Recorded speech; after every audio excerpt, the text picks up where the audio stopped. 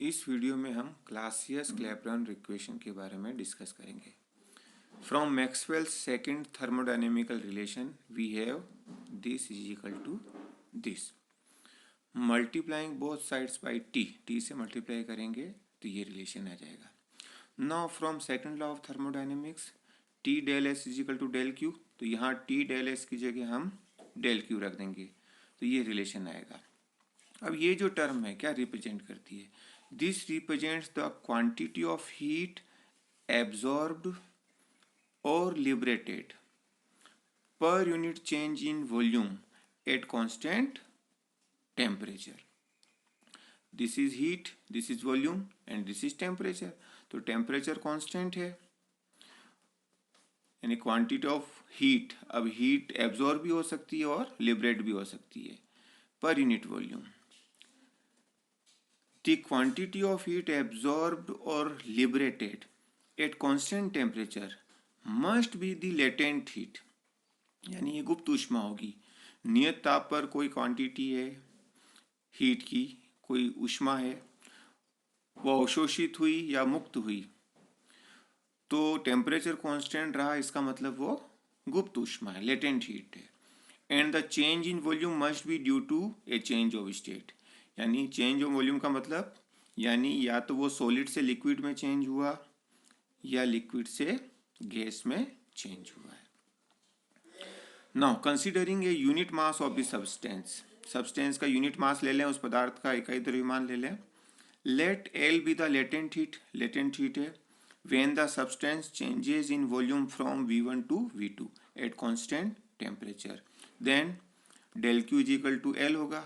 जैसे अभी हमने बताया था कि क्वांटिटी ऑफ हीट एब्जॉर्ब और लिबरेटेड, और वो क्या है लेटेंट हीट, तो उसे लेटेंट हीट ले लिया। और this is change in volume, तो change in volume final volume minus initial volume, और टेम्परेचर कांस्टेंट है, यहाँ पे भी हमने टेम्परेचर कांस्टेंट लिया है। Substituting this values in one we get is equal to this, तो L upon V2 minus V1 is equal to T D P upon D T, तो dp अपॉन टी हो जाएगा L is equal to this. तो this is the Clausius-Clapeyron latent heat equation. इस प्रकार हमने इस equation को मैक्सवेल के सेकंड थर्मोडायनेमिकल रिलेशन का उपयोग करते हुए डिराइव किया था। अब हम दो अलग अलग केस लेंगे। Effect of pressure on boiling points of liquids, यानी द्रव जो है अगर उसके दाब को कम ज़्यादा करें तो इसके क्वथनांक, उसके बॉइलिंग पॉइंट पर कितना इफेक्ट पड़ेगा। क्या उसके बॉइल होने के लिए ज़्यादा टेम्परेचर देना पड़ेगा या उसके बॉइल होने के लिए कम टेम्परेचर देना पड़ेगा, तो उसको समझते हैं। व्हेन ए लिक्विड बॉइल्स, यानी कोई जब द्रव उबलता है, that is changes from liquid state to gaseous state, यानी उसकी द्रव अवस्था किसमें परिवर्तित होती है, गैसीय अवस्था में। There is an increase in its volume, यानी उसके आयतन में वृद्धि होगी। द्रव की तुलना में गैस का आयतन ज्यादा होता है, सो date V2 greater than V1। तो इसका मतलब जो लेटेंट हीट इक्वेशन में V2 माइनस V1 है वो पॉजिटिव क्वांटिटी होगी। लेटेंट हीट इक्वेशन में V2 minus V1 positive quantity होगी, तो ये पॉजिटिव क्वांटिटी है, तो इसका मतलब L पॉजिटिव होता है, T पॉजिटिव है, ये राइट हैंड साइड पॉजिटिव होगी, इसका मतलब dp बाई dt पॉजिटिव होगा। तो यानी dp by dt is a positive quantity, which means इसका क्या तात्पर्य हुआ, the boiling point of a liquid rises with increase in pressure और वाइस वर्स। यदि प्रेशर में वृद्धि करते हैं तो इसका मतलब नीचे टेम्परेचर में भी वृद्धि होगी, अगर प्रेशर कम करते हैं तो नीचे टेम्परेचर में भी कमी होगी, अर्थात बॉइलिंग पॉइंट बढ़ेगा अगर प्रेशर बढ़ाएंगे और बॉइलिंग पॉइंट घटेगा यदि प्रेशर घटाएंगे।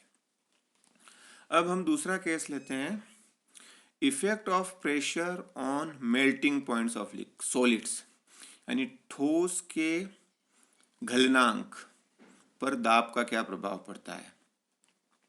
यानी ठोस जब गलन होता है उसमें तो वो द्रव अवस्था में आता है। तो इसमें दो अलग अलग केस लेंगे। इसमें दो स्थितियां हो सकती है। When V2 is greater than V1, as for wax and sulphur. Wax और सल्फर में जब सॉलिड को कुछ टेम्परेचर देते हैं तो जब उसकी लिक्विड स्टेट प्राप्त होती है तो उसका वॉल्यूम सॉलिड की तुलना में ज़्यादा होता है। तो V2 V1 से ज़्यादा है तो V2 माइनस V1 पॉजिटिव होगा। इसका मतलब जो क्लासियस क्लैपेरॉन इक्वेशन की राइट हैंड साइड है वो पॉजिटिव होगी। तो जो लेफ्ट हैंड साइड है dP अपॉन dt वो भी पॉजिटिव क्वांटिटी होगी। This means that melting point of such substances rises with increase in pressure. यानी दाब में वृद्धि के साथ उनके जो गलनांक है उनमें भी वृद्धि होती है। यानी दाब बढ़ाएंगे तो उनको ज़्यादा टेम्परेचर देना पड़ेगा सॉलिड से लिक्विड में चेंज करने के लिए। दूसरा केस लें इसी में, when V2 is less than V1 as for ice gallium and bismuth. यानी बहुत सारे पदार्थ ऐसे होते हैं जिनको अगर ठोस से द्रव में परिवर्तित करें तो उनका आयतन कम होता है। तो V2 V1 से कम है यानी V2 minus V1 negative quantity होगी। तो क्लासियस क्लैपेरॉन इक्वेशन के अंदर जो राइट हैंड साइड है वो नेगेटिव होगी तो लेफ्ट हैंड साइड भी नेगेटिव होगी। तो इसका मतलब जो dP बाई dt है is a negative quantity which means that melting point of such substances decreases with increase in temperature. यानी दाब के अगर वृद्धि करें तो उनका जो मेल्टिंग पॉइंट है गलनांक वो कम होता है। Thus ice will melt at a temperature lower than 0 degree centigrade. Ice के लिए एग्जांपल लें, वो 0 डिग्री सेंटीग्रेड पर मेल्ट होता है, ठोस से द्रव अवस्था में आता है। लेकिन जब प्रेशर बढ़ाएं, दाब बढ़ाएं उसका, तो 0 डिग्री सेंटीग्रेड से कम टेम्परेचर पर वो मेल्ट होगा यानी ठोस से द्रव अवस्था में आएगा।